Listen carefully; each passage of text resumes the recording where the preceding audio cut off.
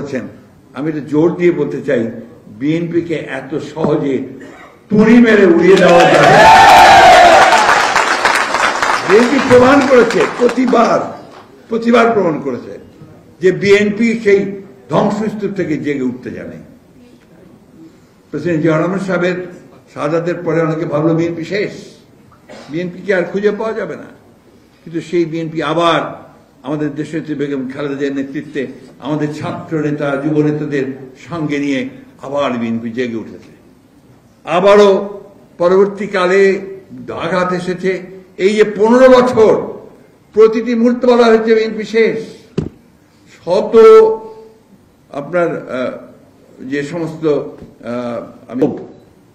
লালসা এ সমস্ত ঊর্ধ্বে উঠে আমাদের বিএনপি নেতারা কিন্তু একজোট হয়ে দাঁড়িয়ে, কারাগারে গেছেন, কারাগারে পর্যন্ত লোক পাঠানো হয়েছে, চলে আসো তোমাকে এত টাকা দেওয়া হবে, এই করা হবে ওই করা হবে, যায়নি কেউ।